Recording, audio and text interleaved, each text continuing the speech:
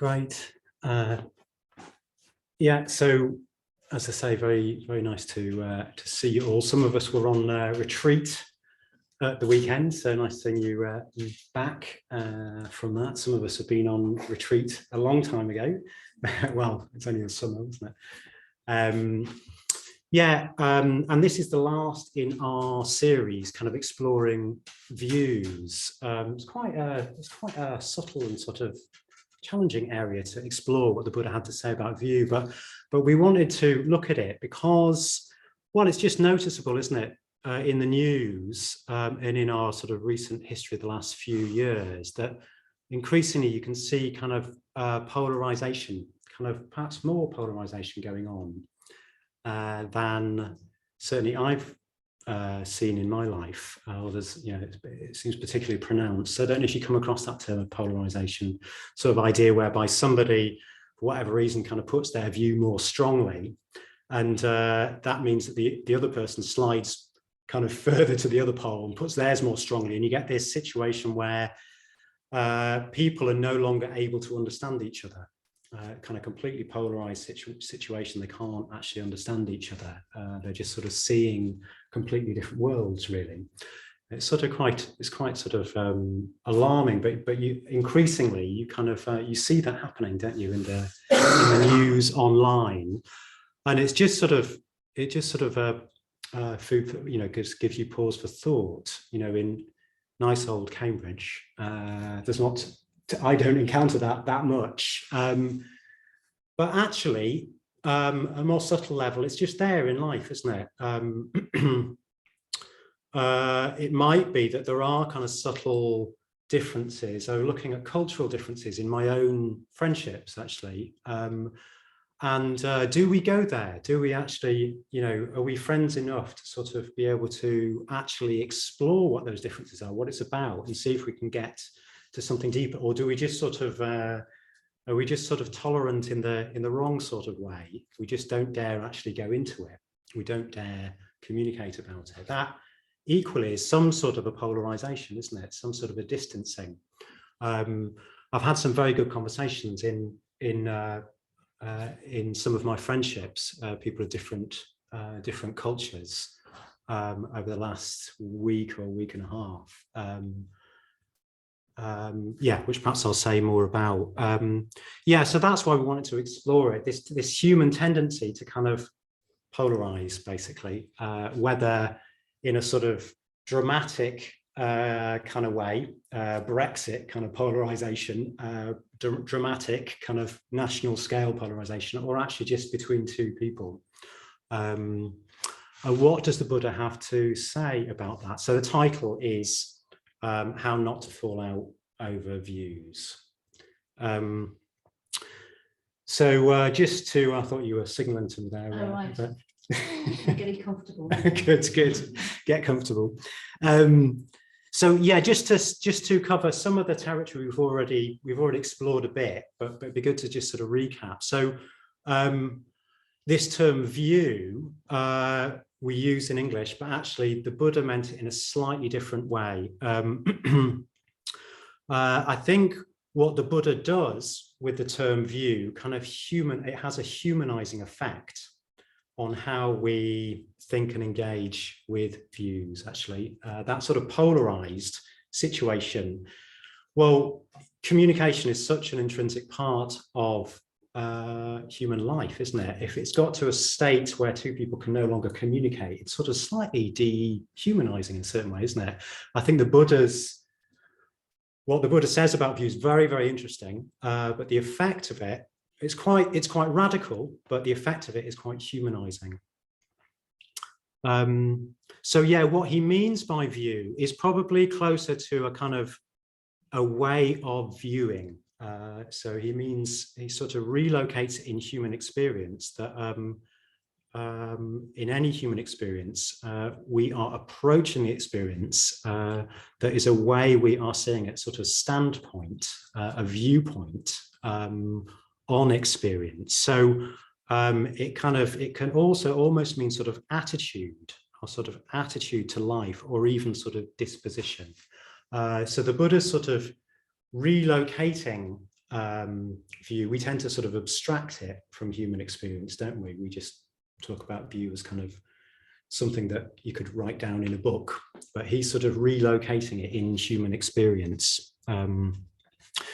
So one sort of metaphor for it is like a lens. And it's a helpful metaphor because we often don't notice our views. They're just sort of assumptions in our experience. So it's a bit like a lens. We're sort of looking at life through a particular lens, and that lens brings certain things into focus and kind of blurs other things.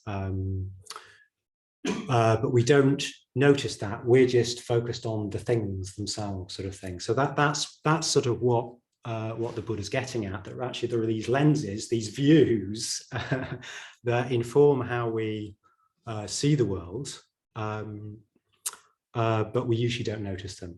Yeah, so usually we notice them when we bump into someone else's view, someone's contrary view. So a little example of this, a friend of mine, I won't go into nationalities.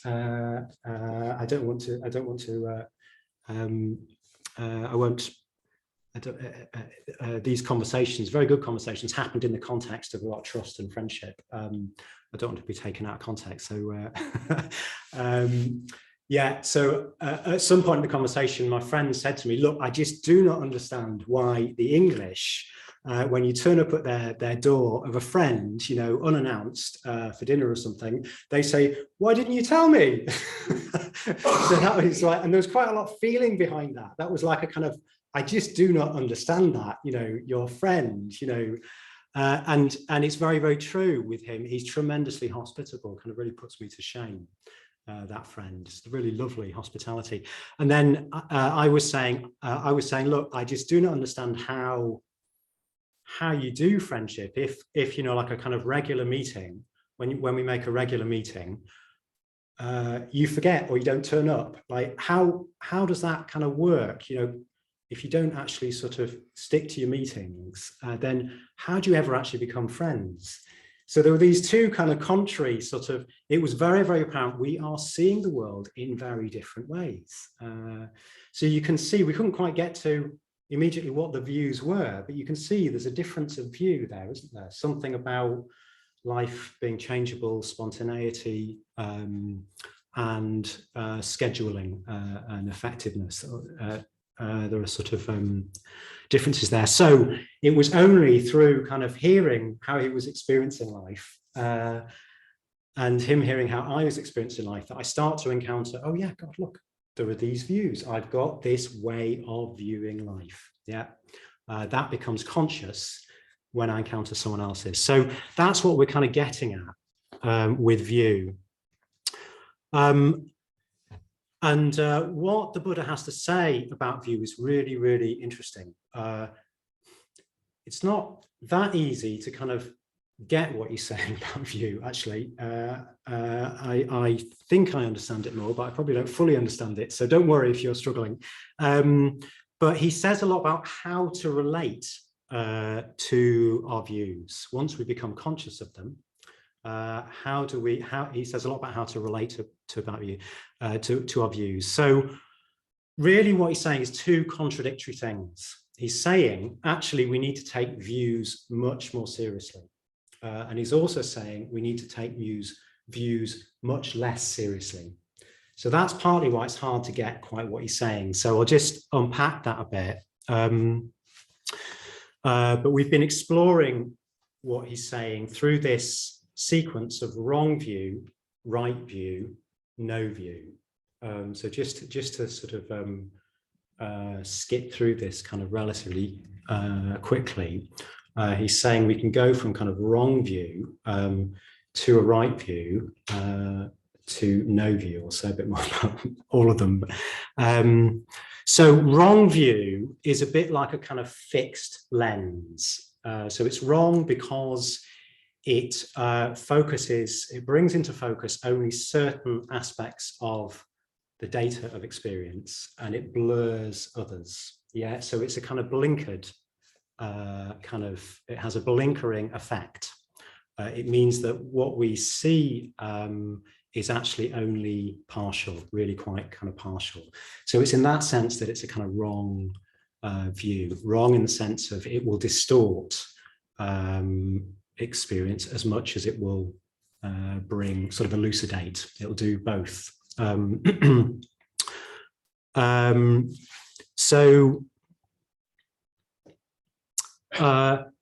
Centrally, the Buddha is saying we need to take this much, much more seriously because our views condition our responses, and those responses result unawares in our ethics. So what the Buddha is really saying is views are an ethical issue. Isn't that really, really interesting kind of point?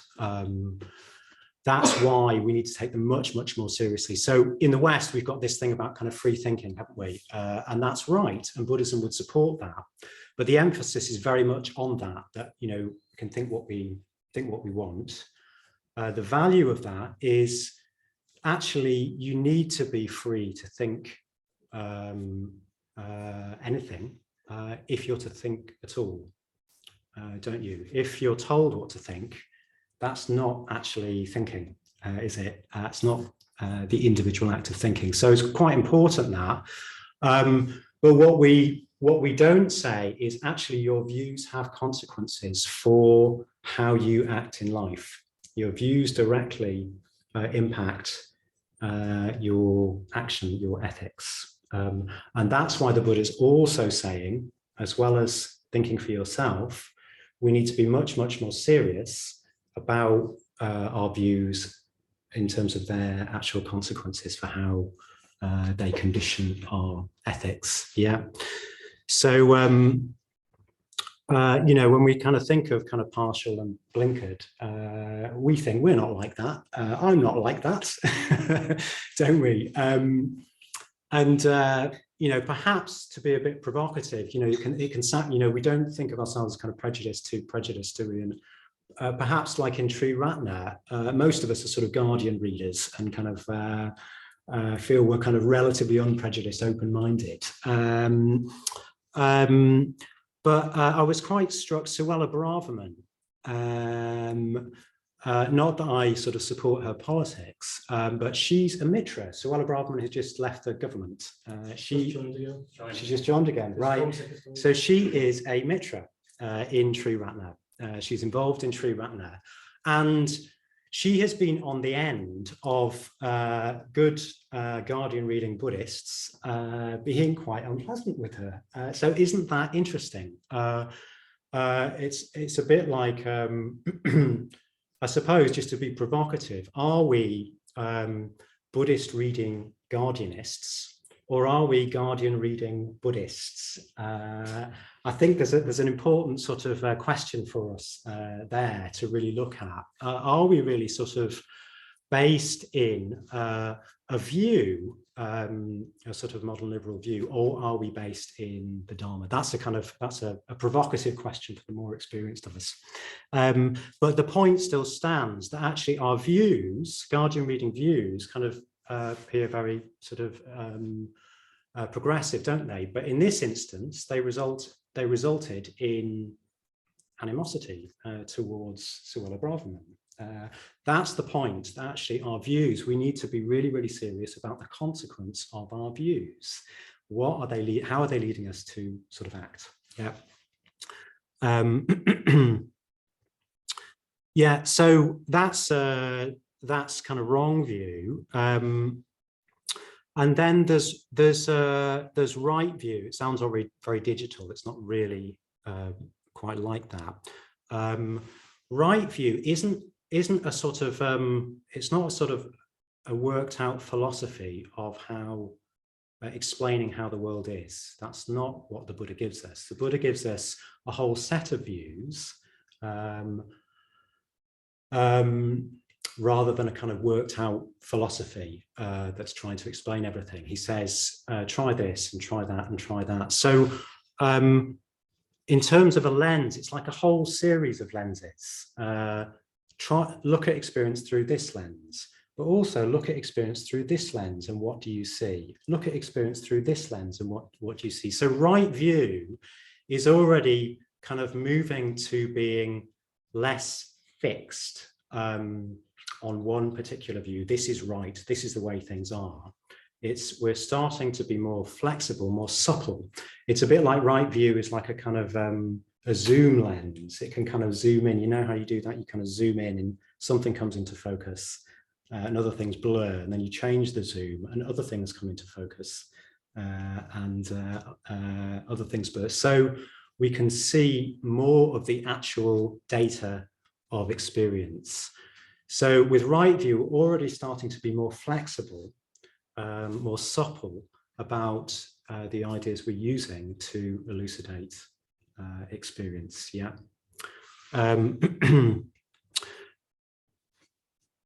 So one of the most central formulations in Buddhism of right view is dependent arising, is this very basic idea, in a way not quite a view. It's more basic than a view. It doesn't really explain very much. It simply describes the character of all human experience. So it's just describing the character of all human experience. So it's saying that with the arising of this, that arises. With the ceasing of this, that ceases. So all it's saying is all of human experience is simply a process of becoming, ever kind of changing, which doesn't really leave us very much to go on, does it? And that's the point. It's a bit like sort of antifreeze. We need to sort of introduce it into our thinking because our thinking, our views always carry assumptions in them. If we introduce into our thinking pratitya samappada, it's like antifreeze. Our views kind of fix and freeze experience. This is the way it is. And conditioned co-production starts to, it works like antifreeze. It starts to kind of allow us to see in a more supple way so that we can actually see more of the data rather than a fixed lens which just pinpoints certain data. Yeah. Another way of talking about it is panoramic view.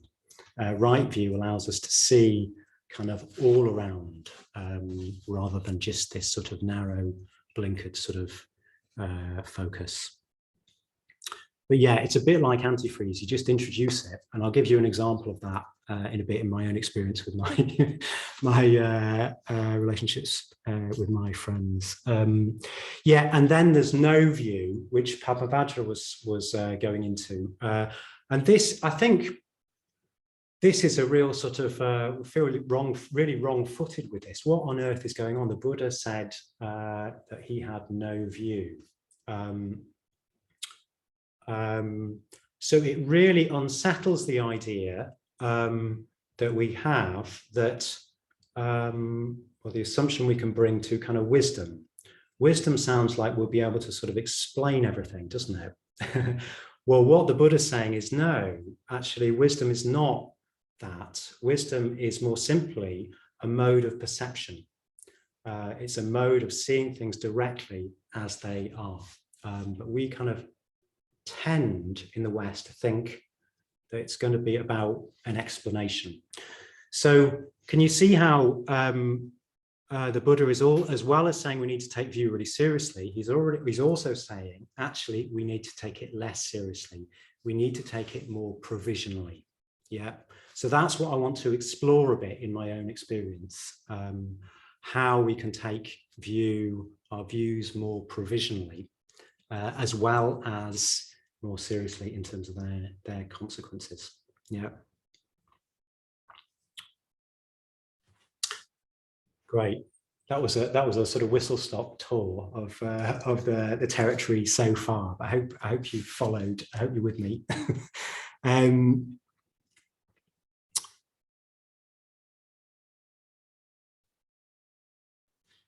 So one way the Buddha talked about this, taking our views more provisionally, is he told a story. He told a story of a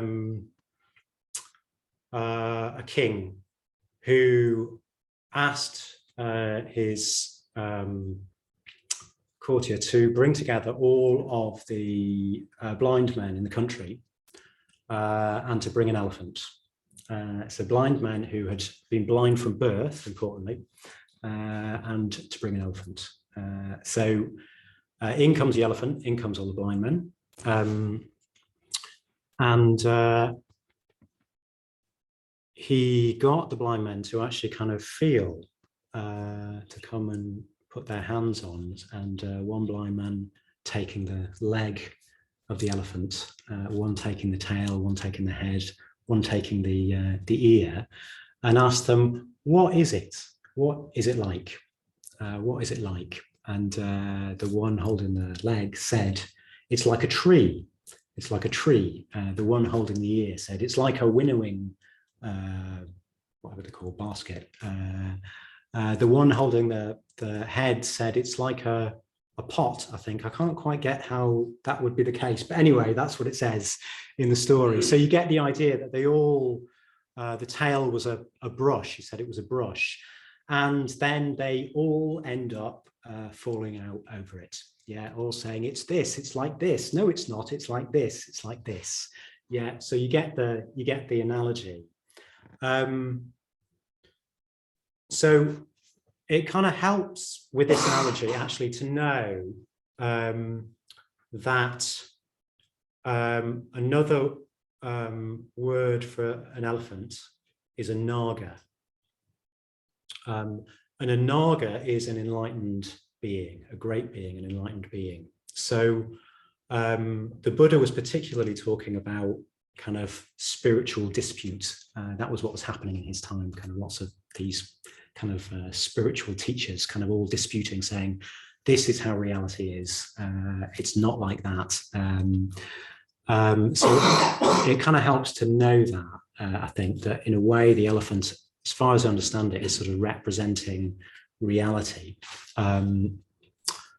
But what I find really interesting is there's a sequence. There's a sequence of an experience. There is the person holding the leg. They have an experience. And then on the basis of that experience, they come to an interpretation. They make some interpretation from their current experience, and then end up insisting upon it and falling out. So that little sequence is what I want to explore. This is how we can start to see our views as a process. That's what this conditioned co-production is kind of particularly pointed to. How can we see the way we're viewing the world as a process rather than as I don't know, a fixed thing. Yeah, so that's the kind of introducing the praticit samuppada, like the antifreeze into our experience. So yeah, in my own experience, I was noticing at one point, I was talking with a very good friend. It was a brilliant discussion. And I was talking about another friend of mine who's the same nationality as him. And I was saying, yeah, well, in the friendship, I sort of feel like actually it's a bit one way. So that was me bringing an interpretation to my experience. Now, initially, I kind of didn't want to, I thought that's a bit sort of unfair, a bit judgmental. So I sort of pushed it aside. But actually, that was something of my experience. So I had to acknowledge that, no, actually, that does kind of fit. Over a period of time, this feels a little bit sort of one way. So that's kind of what we do. I've got the experience of friendship being a bit one way, relationship being a bit one way. And here I am in this experience with this friend, trying to make sense of it. And I kind of drag that idea, borrow that idea, and think, yeah, okay, that fits. And what my friend said to me, he said, no, I'm not sure it's that. I think what it is you need to say what your need is. And when he said that, as soon as he said that, it was in the context of a really, really good discussion. A light bulb went on. That's what it is, actually. That's what it is. That actually fitted better. Unbeknown to me, I was trying to sort of make sense of my experience, but there were parts of it that didn't fit in. So actually, he's a very generous guy as well, and I kind of know that. So that didn't quite fit in with my original sort of interpretation. But I was trying to make sense of an experience. So it's important to kind of, that's what the Buddha's kind of pushing us back to. What is the experience? Can we go back to the actual experience rather than just be kind of believing the view to be the whole of the experience? So that's what the blind men are doing. They're taking a partial experience, but saying this is the whole of experience. That's what we tend to do with wrong view. We take a kind of partial view. There was a partial fit for me, but we sort of insist upon it. And I have done that actually with this friend, more out of sort of bafflement and trying to sort of understand what's going on. But in the context of this friendship, I was able to sort of try a new view out, and that was a sort of much better fit. So if we can start to see the way we're viewing the world, first of all, we need to become aware of it, don't we? Often we need to sort of bump into someone else's view. So we might be avoiding views, but if we can, because really with this friend, I was talking about a mutual friend, but I was talking about our relationship as well. There's a cultural difference there. And it's around the area of needs.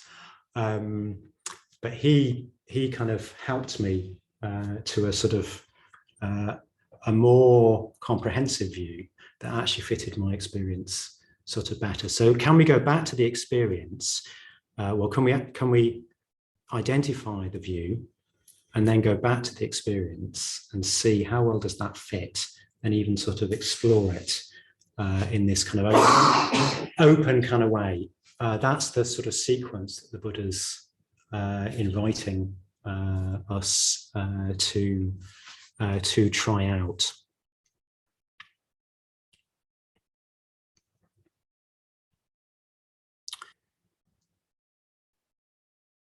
So actually, I ended up, as I say, really, really good conversations with both of these friends, but it sort of opened something up. It opened up awareness as to what is the difference in our experiences. What is the difference of this kind of friendship should be spontaneous and not too sort of scheduled and responsive, and you know, friendship should be sort of following through on agreements to kind of meet up. You know, where does that kind of come from? And through talking with both of them, we started to identify that this thing about friendship being based in need is quite important to the difference. So they both live in cultures where your network of security is people, is your friends, is your family. Whereas our culture, our sort of network of security is much less in people and much more in systems. You know, your job allows you to save money. Should something unforeseen happen, you can kind of respond to it. You can get a house, kind of what they're called, you know, retirement scheme, what they're called, the pension. Thank you. Yeah. Yeah, life insurance, all that sort of stuff. So what happens is our needs, our security network divides us, it isolates us from other people. So in the West, broadly speaking, if you don't set aside time you'll spend your whole life kind of just looking after kind of you and yours sort of thing. Friendship there's no space, there's no place for friendship. Therefore, sticking to regular agreements is like a really important value in order to be able to spend enough time to actually build a relationship. Whereas in this culture, they could corroborate that actually what happens is your needs bring you together. So friendship is much more based in when I have a need, do you respond? It's much more based in kind of being flexible, being supple and responsive to your friend's needs, trusting that your friend, trusting in your friend's kind of assessment of their own needs, sort of thing. So when they come to your door, well, that too, you put aside, or you make sure you've got more food, or you share, or whatever it is.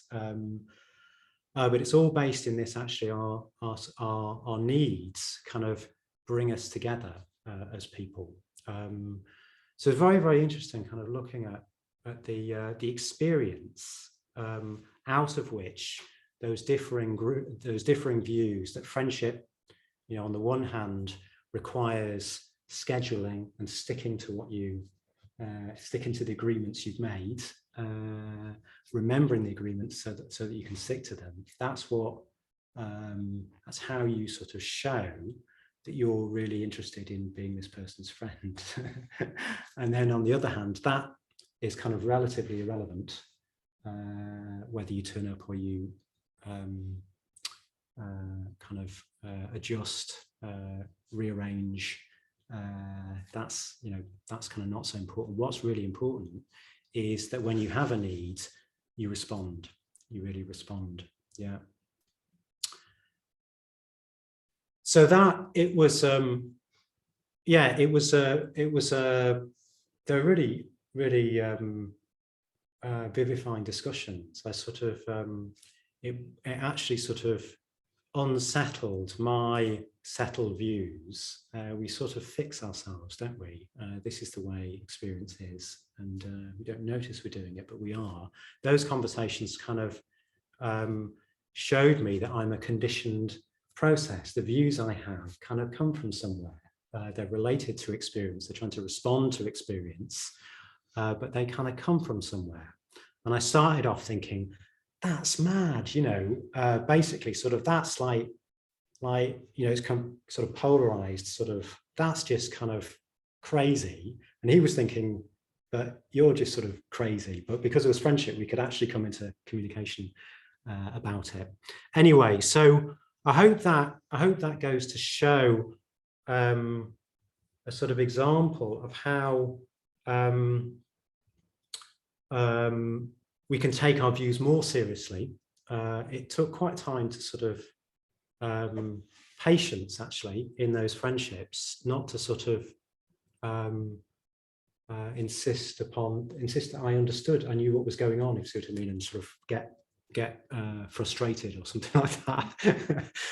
Not without failures, but yeah, how to take our views and their ethical consequences kind of more seriously, and also how to take them less seriously, i.e. start to take them provisionally, so that we can see this is just partial, this view is just a way of seeing things, and how clearly does it reflect reality. So that's the shift in how we relate to our views that the Buddha encourages us to engage with, and he's saying that is an ethical issue. So I think actually, as a whole, it's quite challenging, this, isn't it? As a whole human race, it's quite a challenging thing to take up. I think the reasons, the importance of it these days is really quite apparent, isn't it? So perhaps I'll leave it there so that we've got plenty of time for discussion in the groups.